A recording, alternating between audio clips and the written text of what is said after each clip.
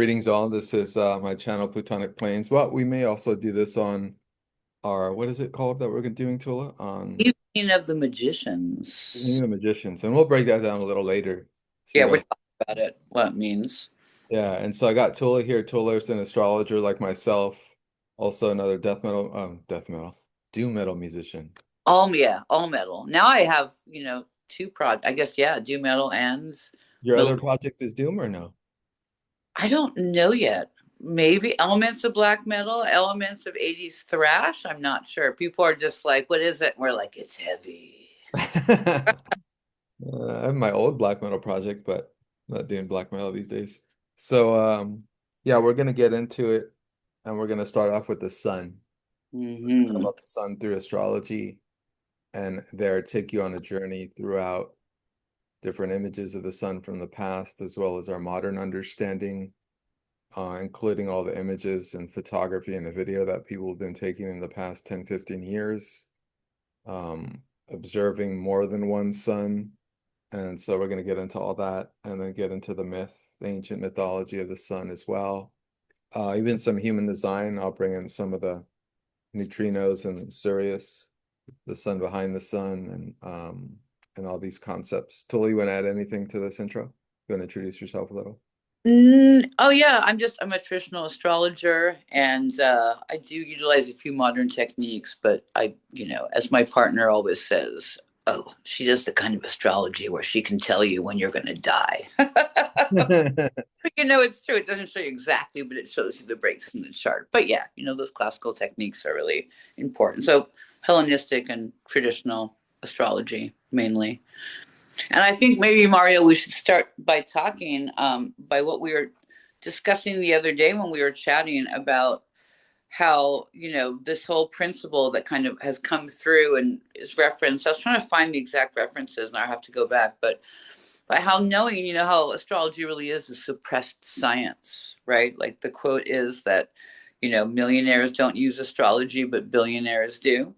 And just the idea of showing people like where the sun is, right? And I'm not sure how simplified we should make it, but the sun is basically in one of these 12 areas called the houses, right? And so what area it's in is the area that you really need to kind of find this like inner light, like your own sun, and do your sun sign work. And so the idea of that, by doing your sun sign work where you know what it is you're supposed to be doing, kind of it puts you in this, engages in the actual relationship you have with the actual sun, which, as you can tell when you look at the actual sun right now, it doesn't seem to be doing too well, right? And maybe this is because people aren't really doing their sun sign work. We can kind of start there, maybe. Okay, so let's do it. So my understanding is, and I was told to this by an astrology teacher about maybe 20 years ago, and what he was teaching me was that the understanding that the moon, our deepest heart, our instinct is where we come from in the present incarnation. We identify most in a relationship to it with where we're coming from. So we embody that energy our first 20, 30 odd years of life. And then we move into our ascendant, which is kind of where our simultaneous incarnational path begins at. And so we begin to embody more our ascendant, our rising sign, which you need your exact time for, or close. And then later, you begin to embody your sun sign, because ultimately, following your true path is going to be following the path of your sun, the sign of your sun, the degree, and what house it's in your astrology chart. Using me and Tula are both tropical astrologers, and she might say whole sign. I would say it's relative to your ascendant degree, but whatever. Whole sign But Placidus. are we we're going to settle this, the whole sign Placidus? We're going to settle it during a cage fight, and we're televised.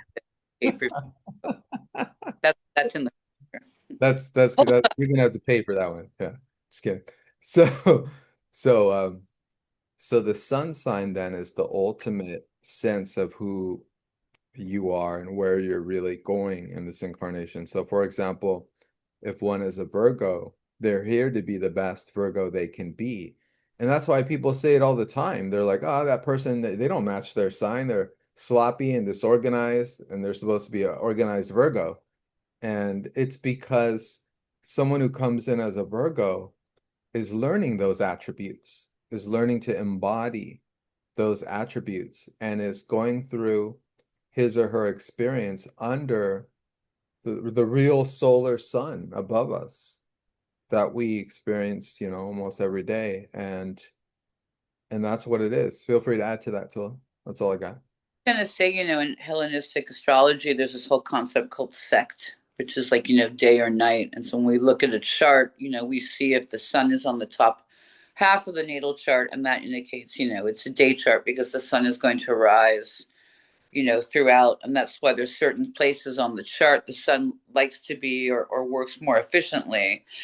But when you look at this concept, like it's which luminary, the sun or the moon, rules you. And so, if you have a date chart, people with the sun usually have this more directness to them where they're seeking out knowledge. And people that have a night chart kind of have more, they're more like almost this animal instinct because they're ruled by the moon. So they kind of lean towards this more like intuitiveness. So this doesn't mean the sun's not important, but we can obviously talk about this like a little bit more. But when you see people that have the sun, I mean, we can use the example of people that have the sun in Leo. And astrology is always hard because it's gotten boiled down to sun signs, whether it was from Sydney Omar or who did it first. Alan Leo, maybe, was the person like, oh, everyone knows their sun sign. So you don't need to consult an astrologer. You can just look it up. Oh, I'm like we're talking about a Virgo sun or an Aries sun. But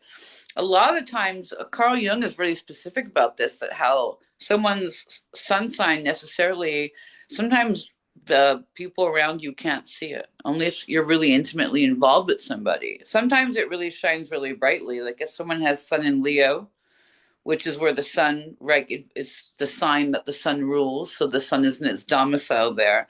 And if it's aspected, very pleasantly, you can see a sun in Leo. They have this pride because it's from the lion and the Leo. And if it's, high up in the chart, you really see this person kind of shine. But a lot of times you can't see people's sun sign because it's the self or the ego. And if it's in, maybe like in Scorpio, that person is going to be a little bit more guarded towards revealing what their sun purpose is, basically, in life. And then, we discuss this. You'll probably see someone's like, Mercury, because Mercury never goes within one sign away from the sun. So sometimes when you talk to someone, you're trying to figure out what sign they are. I always tell people, I'm like, try to figure out their Mercury. If they have sun, for example, if they have sun in Gemini, then the Mercury is either going to be in Gemini or in Taurus, right?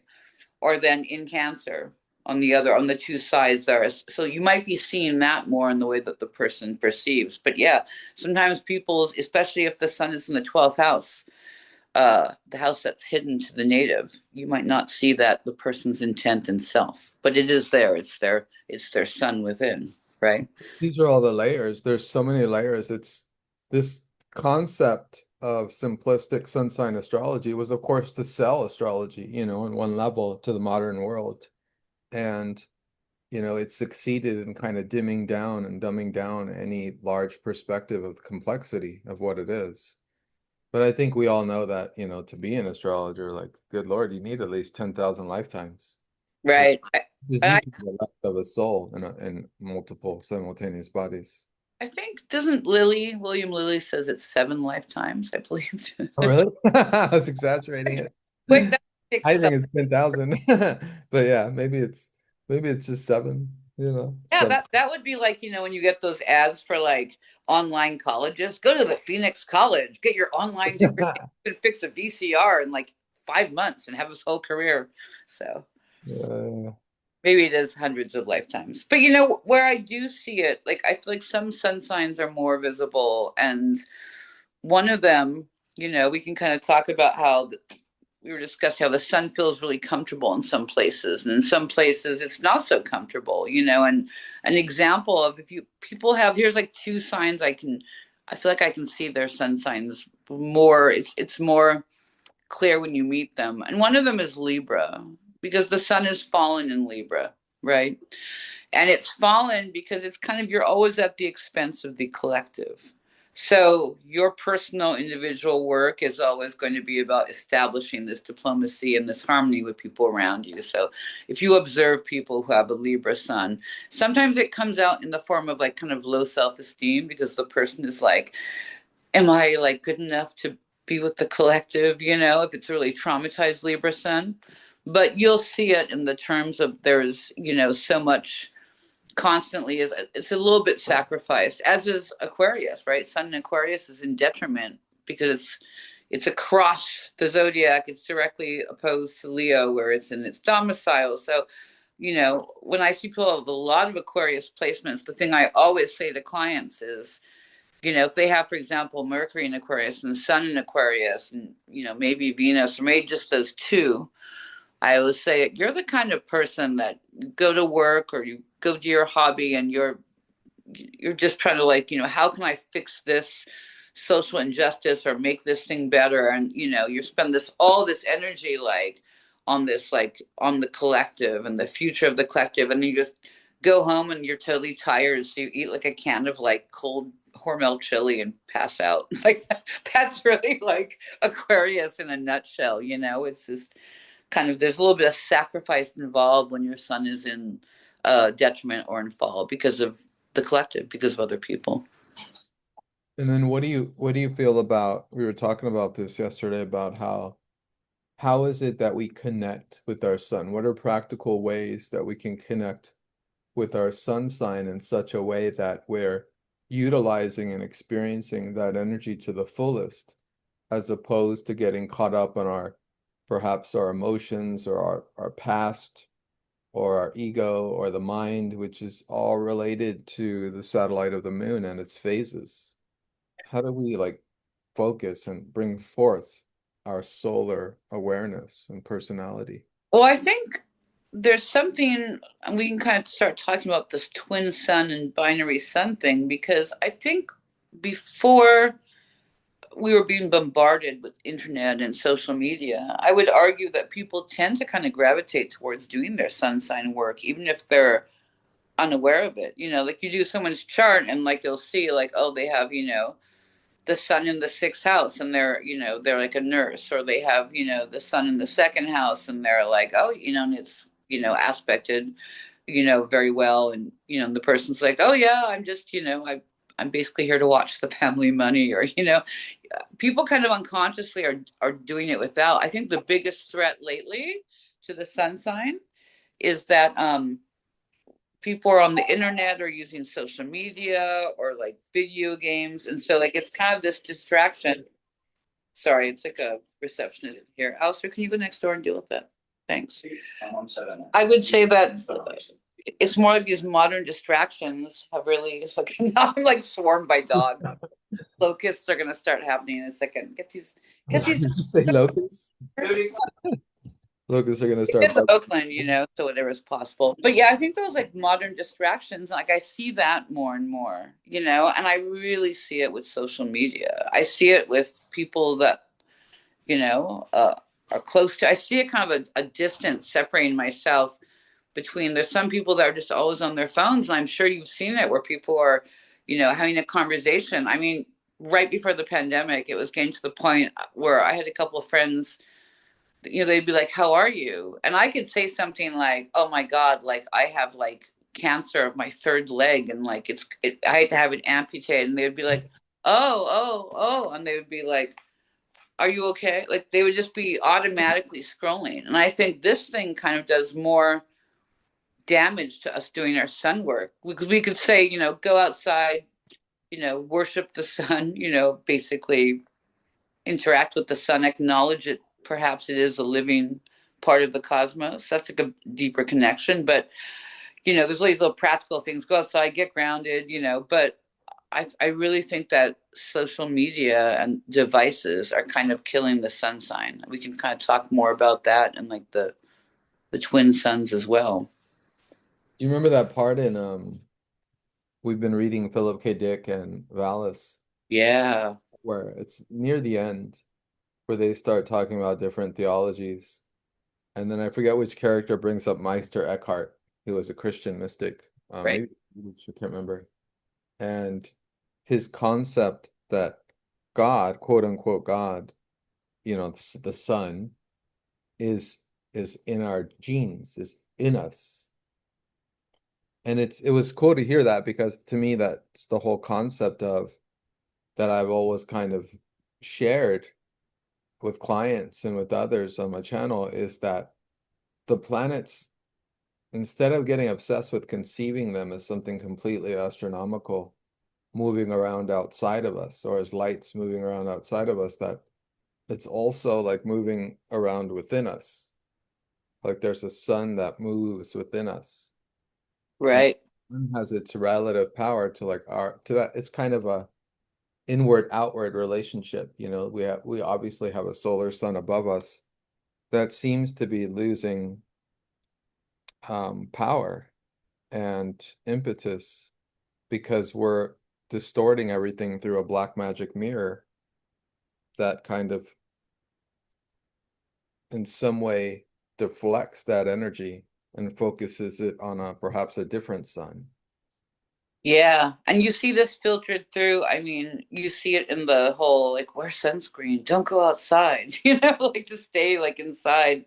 And maybe we could kind of talk about the topic. I mean, I think we should just kind of establish baseline that like both Mario and I don't, even though we may read parts of the Bible or ancient texts that the Bible comes from, that the actual idea of Jesus as this man, I don't agree with this. I think it's probably more of an egregore that we've created and possibly, kind of spurred on by the Roman Catholic Church. And Philip K. Dick talks about that a little bit in Valis. But we can, I think, kind of talk about the idea that, when you look at the astro-theologians, they're always talking about how just the sun is just a metaphor. And, when you think about all these mystics talking about going through the sun after death, not going to the moon or the soul catching trap, or, but going literally to the sun, through the sun. When you look at the Bible verses specifically referring to this makes a lot of sense, because in the Gnostic texts, right, you go through the sun because the creator is outside, So when you read a Bible verse and it's like Jesus is saying, like, I am the word, no one, you cannot get to the Father except through me. You start to see how this allegory starts to make more sense. And there's so many authors we can kind of talk about. Mario, who do you think the originator of this? You were talking about this one. I was mentioning Manly P. Hall.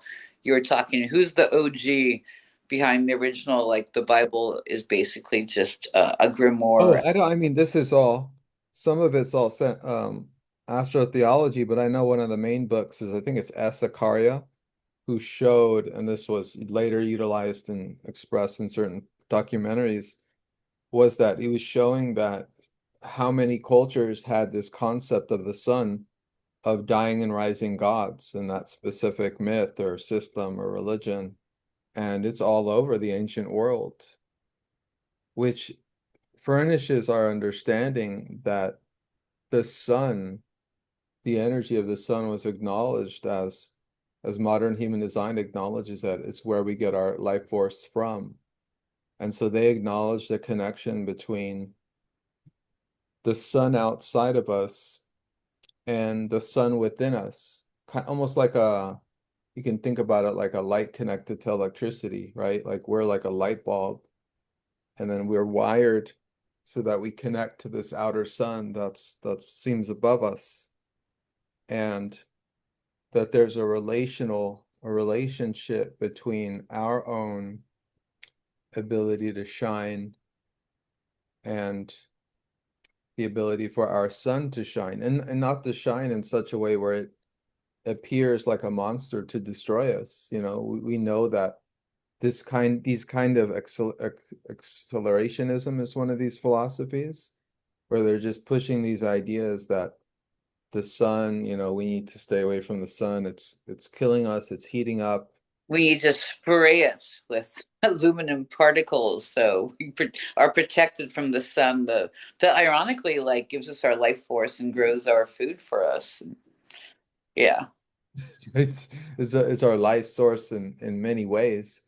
And so I was getting at, so there's a relationship we have with the sun, but there's also, I'll never forget this. I remember like early on when all this started, all these ideas that there's some kind of, ecological changes and the sun is heating up and it's because of the humans, because they're doing terrible things. I remember like there was astronomical information that came out around the same time saying that all the planets were heating up. Now this was interesting because this presents a view where something is changing and transforming in this verse.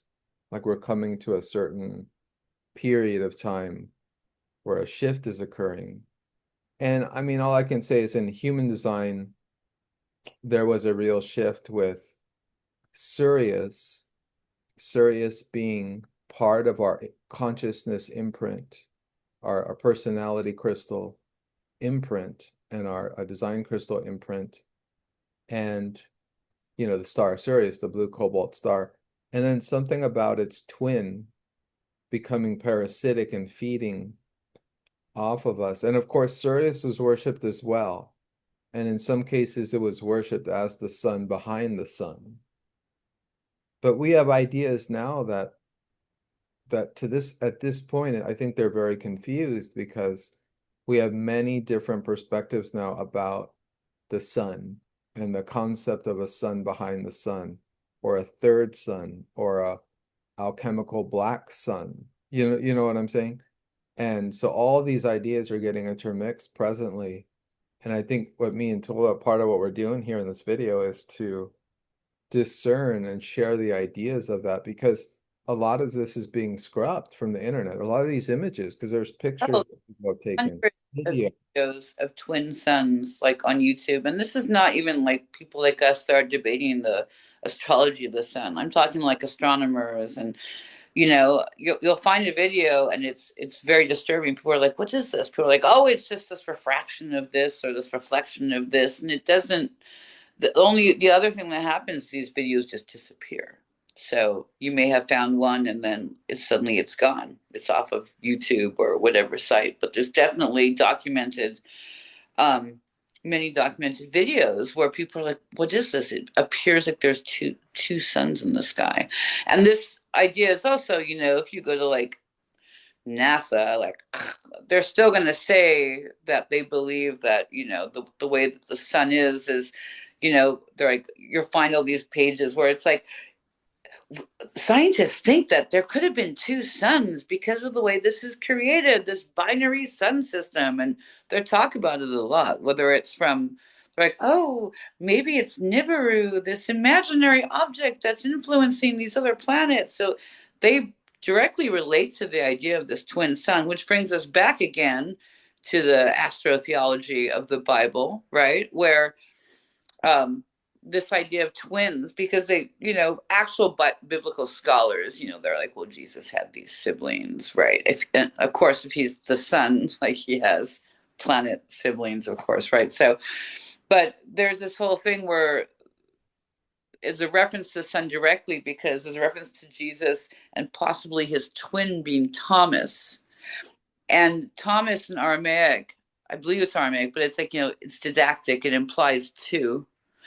So this kind of concept of these twin suns. So here it is in the Bible, and of course the other ancient texts, like the Dead Well, Sea. so my son from my Oh, yeah. Egyptian. Yeah, there you go. But it's interesting because Philip K. Dick, in Valis, I mean, he believes that basically 70 BC, 70 CE or AD, if you're still using that old system, but that the Roman Catholics basically create this, well, maybe not them specifically, but they aid in creating this kind of like overlay, this grid. And so he sees these two worlds with the overlay on top of the actual earth, and it's the one that is still ruled by this orthodox system.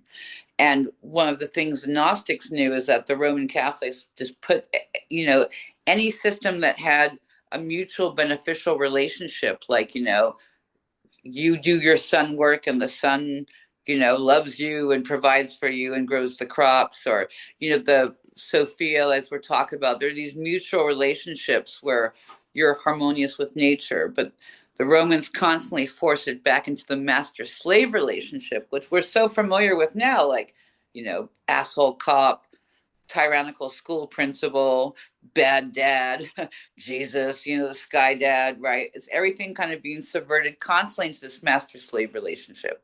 So when Philip K. Dick and Valis, has this overlay and he sees this happening, he's like, whoa, it's like I'm in California and it's so beautiful and I'm out in Marin, but I see this overlay of this oppressive kind of grid system over top. Um, During some of his visions where he does go back to the Roman Empire, his name is Thomas, which is ironic because, right, that's the twin name. And I should also point out that Philip K. Dick did have a twin when he was born, named Jane. And I think she lives for a few weeks and then dies. And this theme of this twin is very prevalent in his work, as did Elvis. Elvis talked to his stillborn twin all the time. So binary suns and twin suns is like a concept that, even when it's Philip K. Dick is kind of, unconsciously putting it out, it's still there is this theme. We can Yeah, kind of discuss more about this and talk more about what that might mean. yeah, we can go further into it now with was another part of what we were going to discuss is the sun as it's been perceived throughout the ages, especially in images. Right. In images of the sun appearing with facial features. Yeah. I have this book right here. This is like a Taschen book, and I've had it for years. And, you know, they kind of are synonymous with, like, oh, like interesting art and pictures. But this book is actually pretty interesting because it has like a lot of old pictures, and it's kind of like a good jumping off point where you can read more about, the alchemists behind these works or whatever. But yeah, I always think about this. There's some really great pictures in here, and you can see, obviously how the sun is always depicted, right, with a face. And of course, the sun is yellow or gold, right, in a lot of these drawings. So it's. Yeah, there the phase two. And it being, maybe I'll just bring this up since you noted the word gold, is in medical astrology, we have the assignment of the planetary rays manifesting their influence through the different metals. So gold being a manifestation of the sun's frequency.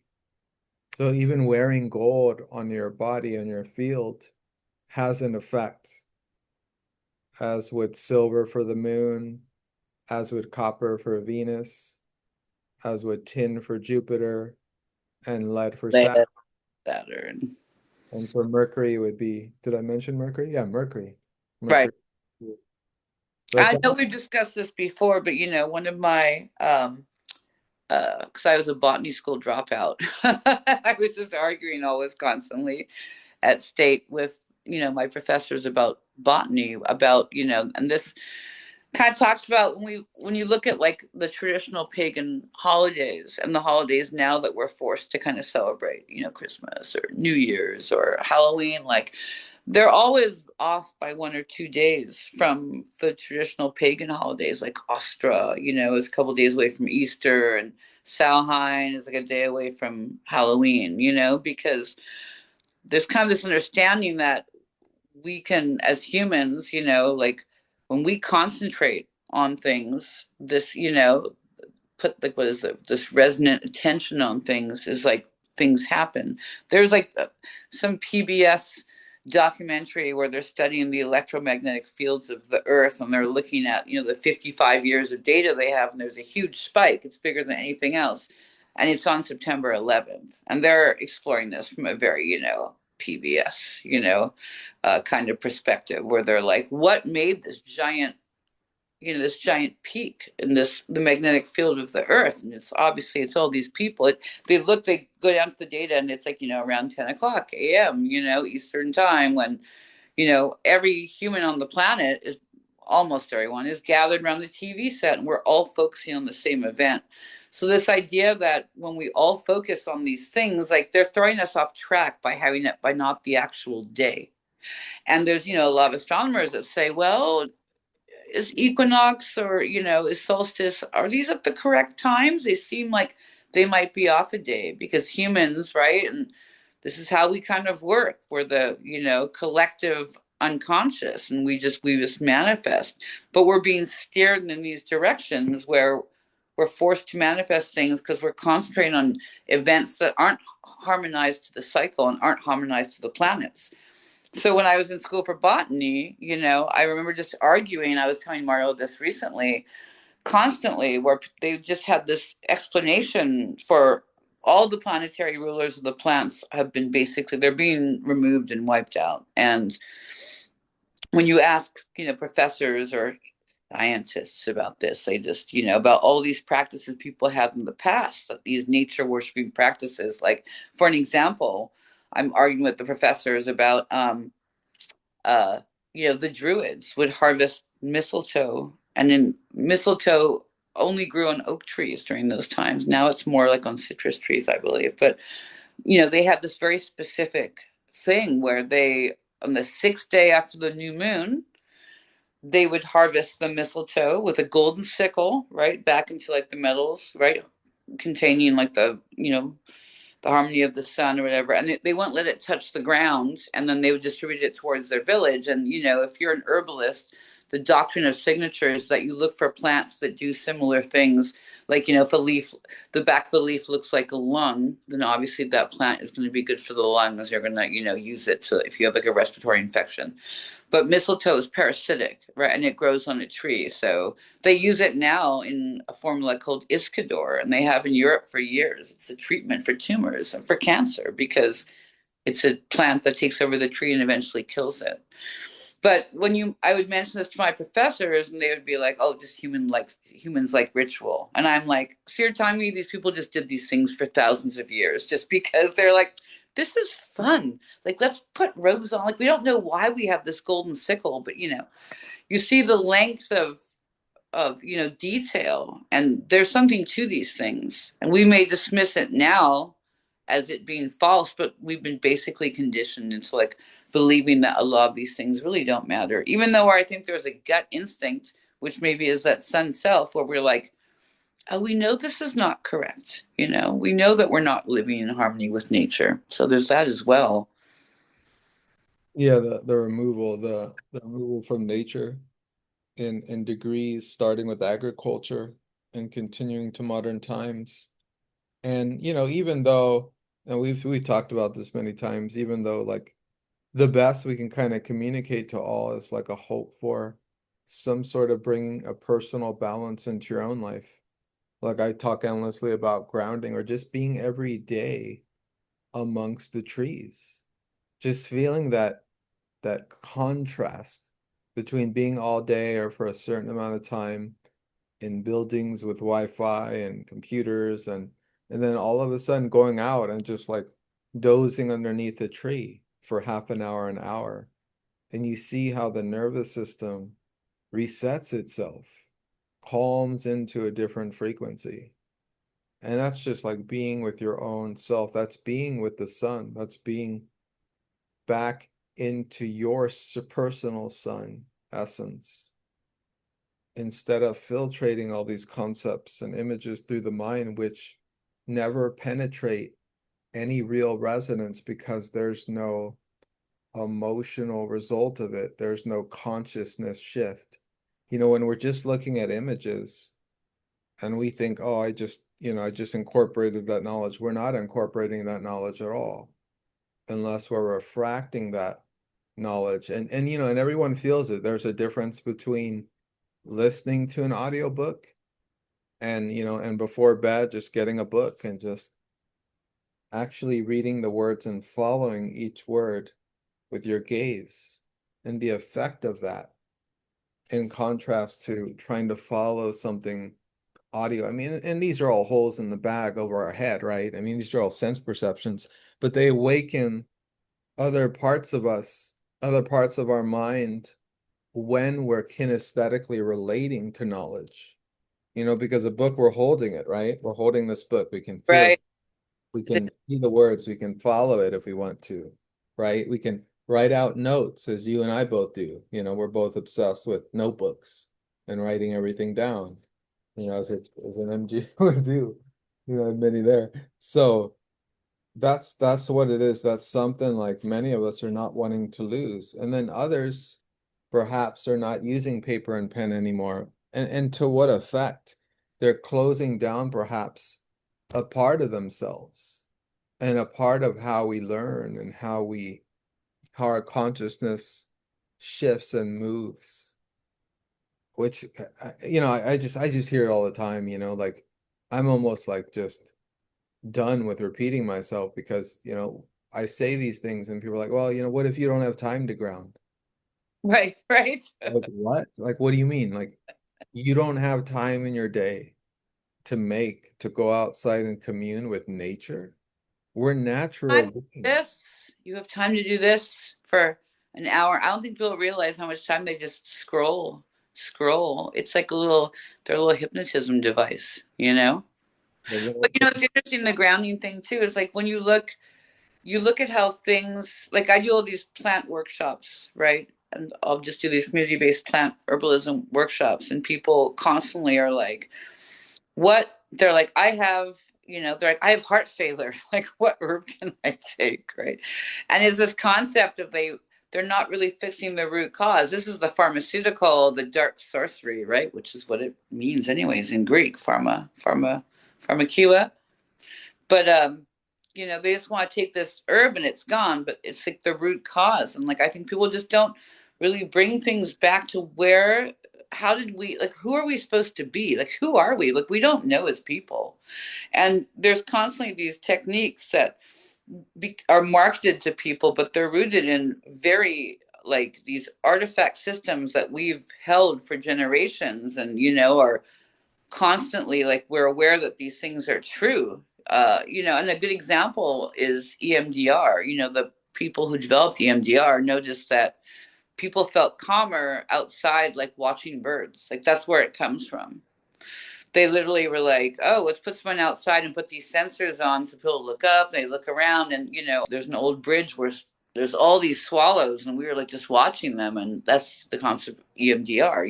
It's something that it's natural to go outside and observe the birds. And it's also, we know that humans are more calm when bird song is present, because if birds are singing, there's no predators, right?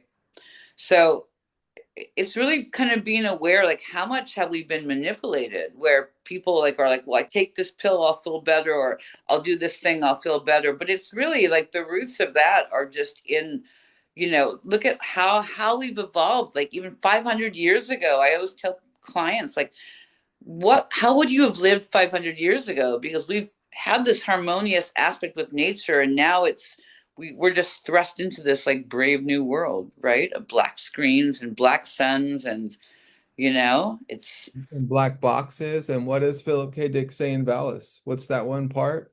the black iron prison. Yeah, he talks about the overlay that this space-time continuum that we're in, seemingly in, seems like it's boundaried by some kind of, how did you put it? Black iron prison is what. Iron and prison. and in his book, The Exogenesis, he kind of goes through these 10 things of Gnostic thought, where he's like, I hate to tell you these things, but it appears to me that it's not. And Philip K. Dick kind of like goes to some very vague conclusions. We can kind of talk about this when people talk about we live in a simulation. And Mario and I were having this talk right before about, like, what is the simulation really? Because I don't believe it's a simulation per se of like we're just these holograms and we exist in a giant computer. Like, that's just too 1981, like Commodore 64, kind of like weird science, kind of, it's such a simplified view. But I think that, I agree with Philip K. Dick, there's some kind of energy overlay. And in Exogenesis, he says he goes through all these conclusions he's come to.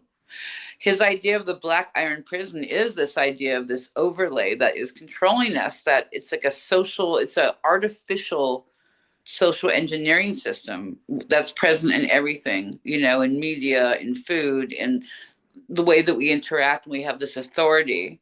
And he comes to this conclusion that A, like either we must escape from it, or B, we must overthrow it. And I'm always in the B camp. Like, I'm like, there's obviously something, like there's feels like this energy overlay where we're not connecting, and there's such a push to like go to Mars, and and I get everything. my t-shirt, I'm not going to Mars. Oh yeah. People's reactions to it. I'm not going. Why don't you want to go? I don't know. I don't know Yeah, what they say in response. you want Earth, and that's the whole idea of the Gnostics, right? It's like this perfect world, but there is this like archonic overlay over top of it, and like they've made it very clear that they want Earth. Like it's beautiful, like obviously, and but they're like, you guys go to Mars. They're like, so, and that's back to that. I was talking about the Three Stigmata of Palmer Eldritch, a Philip K. Dick book, where right and it's during this period where he's doing like a lot of amphetamines, and suddenly he sees this mechanical like sun creature in the sky, and that's Palmer Eldritch, and he's mechanical. He's got a mechanical face, and he has this robotic right arm. And Philip K. Dick in real life is like, oh, maybe I've been doing too many drugs, but I also think this is real, and it becomes the character where this is the guy that is like, oh, Earth in the novel is just too hot because of climate change. And so people escape. They take this drug called Chew Z. It's like a gum. And suddenly they're in this beautiful metaverse, basically. And they don't have to worry about the actual problems. And Palmer Eldritch becomes like their god now, this mechanical god. And then they're like, the earth is too hot, everyone go to Mars. And this is written what, like early 60s. So you see this theme. We're like, oh yeah, Earth is so fucked up, we're just sending you somewhere else. Or you can live in this alternative metaverse that where nothing's fucked up, and you can just get blowjobs and eat hamburgers every day, and your life will be perfect. It'll There's, never. there's an author, right, who we were talking about before we started, who was alongside Philip K. Dick and studying at school. And she's a well-known author. I'm talking about Ursula Guin, Right. The Left Hand of Darkness, I think. And I'm reminded of this short story she wrote, um, The Road to Omelis. And it's a brilliant short story. What it is, and it fits into these concepts we're speaking of, in the sense that there's this world, and the world is perfect, except for this one place on this like giant world. And it's a house where in the basement of that house, there's a boy being tortured 24 hours a day. And in order for this world, for Omelis, oh no, it's not called Omelis, but that world has a name. So in order for that world to have its perfection, right, for its meta version of reality to be perfect, this one boy has to be tortured. It's a fascinating concept, and it's actually a rite of passage for every child in this world to visit this house and observe this boy being tortured. And it happens when they're like 18 or 15 or something, I can't remember. And what happens is one of two things will happen once a child visits and sees how the world is running the way it is, why it's so seemingly perfect. And so they go and they watch, and they go to the basement and they see this boy being tortured. And some of them just go back to their meta reality, and others develop this other look in their eye, this look of distance, and they all begin to walk towards Omelis. And Omelis is like this, I can't even remember in the short story, it's like this other world where they just start this journey, this pilgrimage to this place. And it's just a fascinating concept to bring up in the modern day, because what Ursula Guin was saying is that there are consequences for the idealism of a perfect world. Like, what does that even mean? Because if we can't even handle a world with some challenges, right, and difficulties, then how could we handle the next world or the next world after that? You know, that's a part of growth. Can't grow without adversity. That's And a big part, of Gnostic thought too, where, they're like, well, if you can't, there's this whole idea where there's these archonic energies, and when you die, like, do you go towards the light? And when you really think about it, all ancient texts have all this thing like know thyself, like know yourself. It's back to trusting your gut, like it's back to your sun. you're It's a back to gentleman. Yeah. sun, right? So if you die, like when I die, like, do I need to know where to go? Like it's not like I'm like stuck somewhere and I'm like, oh wait, I need to Google map my way fucking out of the bardo. You know what I mean? And Yeah. talk about it's very important where the Gnostics had all these different rituals and things that you need to say to bypass the archons, because think about it, when people there's many near death experiences where people are like, I didn't want to go back, and they fucking just shoved me right in there. You shouldn't need like your dead grandma to come be like, come here, come towards the light. Like your gut is going to know intuitively. If you develop gnosis, right, your own knowledge, you're going to trust your gut. So you're like, I don't want to go into this tunnel. This is just maybe kind of weird. Maybe I want to go into this blackness, this darkness. That's the womb. Like I know the womb. I know where I came from. So they have this really, a lot of this Gnostic thought is like in really getting to know yourself. So you're not kind of tricked by these archons, which then force you to reincarnate. And, people are very divided on this always. And I think, like you were saying, we have like a choice whether we want to go, you know, up to the next realm or not. And I think that that also depends on knowing your sun sign, knowing what you have to do. And when you were just saying something, Mario, it reminded me. Speaking of Philip K. Dick, when you see in people's charts, right? So you can go look at your own chart right now, and you can see where Mercury is, like or any other planets next to the sun, because the sun, when astrologers talk about, oh, this planet is squaring this or this planet is trining this, they're talking about basically, it's math, and they're talking about they're a certain orb. So it needs to be within a certain degrees for these aspects to be powerful. And if they're really kind of these aspects are far apart, you're not going to see the true power of these planets at play. But when you have the sun near any of the planets in your chart, like if you have, say, Mercury and the sun both in Aries, right? uh you're going to have, like, if the sun is like maybe a few degrees away from Mercury is a few degrees away from the sun. I always say the analogy is like your Mercury is you, and you're dressed up and you look good, you're getting ready, and you walk into a club and your friend is the sun, and you guys walk in and your friend's like, ta-da, and she like flashes everybody. Everyone's like, wow. Because the sun, when it's close to any of these personal planets, it's just the rays of the sun are so bright, they have a bigger orb and they illuminate. And so someone that has a Mercury a couple of degrees away might just not, they're not going to be able to speak up. They're under the beams of the sun, is what astrologers call it. And I just want to point this out because this is like a thing you really see in the chart. Whenever you see a combust Mercury, it's under the beams of the sun. And the only exception is when Mercury goes right to the exact within 1 degree of the sun. And then they call it a Kazimi, which is directly means in the heart of the sun. And so the sun is like basically using it like a magnifying glass and amplifying it. And that's when you have these people that have these Mercuries that are really powerful. If they were born like, a couple of days before, they would be kind of like, I don't know what to say. But when they have it right in the heart of the sun in Kazimi, they are extremely, like, their communication skills are just out of this world. And so I want to just point this out because Philip K. Dick has a Kazimi. He has his sun and Mercury are both in Sagittarius, and this ruled by Jupiter. So this expansive sign producing and producing. So he has this thing where his idea of writing is just, it's so on a different plane than other people. Like, how many books did he write? Like 50 or over 140 short story. It's just the output is just amazing. That's right. And there's so many short stories to go over. Hope I Arrive Soon is one of my favorites. I haven't read that one.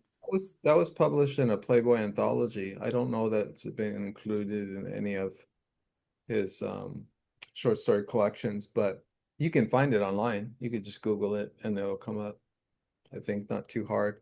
But that's a great one because that one has this whole concept of all these astronauts flying to another world in a cryogenic sleep, not a cryogenic, but in some kind of sleep. And then Right. my computer on board all of a sudden realizes that one of them is just awakened. And it's going to be another 22 years till they arrive at that planet. And so he has to furnish some kind of narrative for the character, or visual narrative for the character to hear, so the character doesn't go crazy, lying encased in some kind of tube for 22 years. So the computer right away furnishes him with the details of what it's going to be like when they arrive at the planet. So for 22 years, he experiences, the visual narrative of him arriving on the planet, going to meet so and so, going here, going there. And so when they finally arrive at the planet, he's, oh yeah, I know what's going to happen next. We're going to do this, we're going to do that. And it's brilliant because it shows, the program of the mind itself when it tries to anticipate a reality and how that affects, disturbs, and perhaps even dissolves every and all conceptions of reality. Because what was real was he arrived at the planet at some point, but because he had been furnished with the narrative, the visual narrative for like 22 years, it's like, no, we're still on the ship. I'm just, you know what I mean? Like, we're just going through the, so it's such an impact. I mean, that's just one of his impactful short stories. He has many, it's not But what even, he's really good at is like taking kind of this almost detached view and being like, what do you believe? Like, how much of it is in your head and how much of it is environment? And then how much of it is other people's experiences? Like, I think it's the first short story he ever wrote. I don't think it's published, but people refer to it. And you can see it, this kind of theme emerge. And the first story is basically he ever writes is, it's like a family that has dogs. And it's from the dog's perspective of the garbage people that come and take the garbage. And the dogs are like, every day the family takes this precious food, and it's so important for us to have food that they wrap it up in special containers like a gift, and they put it in these sealed boxes because food is sacred. And suddenly these people show up and they start stealing the food from these special boxes, and they're like barking. They're like, what the fuck, these guys are getting the food, and like no we're one. getting this happening.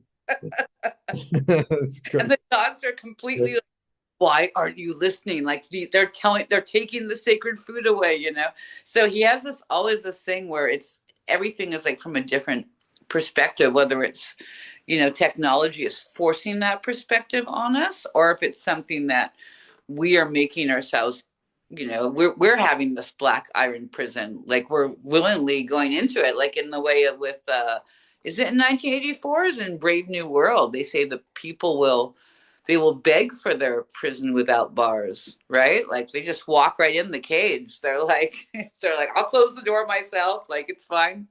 I'll throw the key out to you guys. You guys have it. And I see people more and more willingly doing this, because that idea of that, to have another perspective. And I was listening to someone talk the other day. They were talking about trauma and how the more traumatized the society is, like they were studying like wolves, for example, and this long nature study where they, David Attenborough has, we've studied the mighty wolf and its territory, but the wolf is, walking around. It's the, the head wolf that guards at night, and the wolf, when a year into this observing this wolf through camera. The wolf has like a busted leg or something, and the wolf literally goes to the other pack, of wolves, and is like, I need help, like I'm injured, and so then there's other wolves doing the lookout every night, and they find that most, like, animals in packs do this. Like, when one is injured, we tend to rely more on our herd instincts. So you can see how certain people succumb to more of this kind of trauma, programming, because we are so traumatized that we do kind of override our gut instincts a lot. We're like, oh, maybe I shouldn't do this, but I need the support of my tribe. So we look more to what people around us are doing, because the more traumatized we are, the more we need the herd around us. And Dick is good at dispelling that. All of his characters constantly, you see that they're always being pulled in these directions by society, and they don't necessarily want to do these things, but it's just a result of this mass trauma that we're forced to go through. And this is back to, like, who are we? Like, do I really, like, want to eat this food with, like, red food dye number 5 in it? Or do I really want to watch this weird Netflix show? Or we don't know who we Yeah. are. I'm so obsessed with what's that film with Robert De Niro? Um, I just watched it recently on my Discord. It's this film where it's a dystopian type film, British film, and in the series, like, they go to eat dinner, and the dinner and the desserts all look the same. They're like this, like, sloppy goo, but yet each one has like they're at a restaurant, and each one has like a beautiful picture. It's hilarious. They're like, oh, I'm gonna have the sundae, the ice cream sundae, and there's a beautiful picture of it, and then, like, they're eating glop, but they have the image that they're eating something else. Like, it's crazy. But I was gonna mention one more thing, and then we gotta go. We gotta do a part 2, because we can go on, I think, Oh, and I'm on. like, oh, I think I've done 1/16 of my notes on the sun. Yeah, exactly. And so there's one novel by E.M. Forster I was looking at, which it's a novella, actually. I don't know if it's The Machine Stops. I don't think so. I think it's a different one, but it's a dystopian novella, and it came out early this century. And in it, everybody, kind of like what you were describing, everyone lives in pods. Like, they all have their little pod where they're inside of, and that's where they are comfortable experiencing reality, safe in their little self-contained bubble, like all bubble children, bubble people, and that's what they're moving us towards, right? That's the setup they want, where it's all a virtual reality, remote control reality. You're in your little spaceship, or whatever it is, your little pod. Yeah, and I think we should set this up for the part 2 that we talk about this some more, because we didn't even get to this really, really important part of this whole idea of these twin suns, that there's a sun system, and Dick kind of alludes to it as well, that there's a fake sun and a fake god and an AI, and it's like we're just splitting into this Nostradamus path. He says it's one golden path and one dark path, and then there's the whole people ruled by the fake sun, the sun, that's the LCD sun. It's not the light that really is. We were talking about Jack Cruz's work, where he's like, if you eat pineapples every day, it's going to be harder for your body to digest this food, as opposed to eating local, because local food has the shares it's the same sun's rays, and so you guys have this, you and the food have this understanding where it's more easily to assimilate things, because you're grown under similar conditions. The sun's rays are permeating you, and they're permeating this food. And then we see all this evidence kind of coming out in these mass trauma kind of rituals, like at the Olympics, where everyone's like, "Oh, it's the Last Supper," and we're like, "No, it's Mithras. It's this Mithras and these mystery cults that Mithras famously makes the sun bow down to him, genuflex, as it were, right? And then they shake hands, and there's this whole other concept we'll get more into, like, and maybe we should just tease it out. I'll just say that I always tell people, I'm like, Trump isn't gold because he's vain and he likes to tan. This is all mystery cult shit. Apollo, the sun god, the sun that shakes hands with Mithras, these cults have never stopped. And you can kind of just see how this is like a control system here to kind of, which path are you going to take? Are you going to stay in your pod with the black screen and eat your glop? Or are you going to go outside and look at the sun that you've been told is going to kill you? But in reality, the sun's like, And Mithras is the Saturn to right, our sun, to the real sun. So right. we'll leave it at that. We'll come back next time. Sorry to cut you off, but we got to get out of here and then we'll get back in. We'll do a part two. All right, Sounds you guys, thanks so good. much for watching, and we'll see you next time.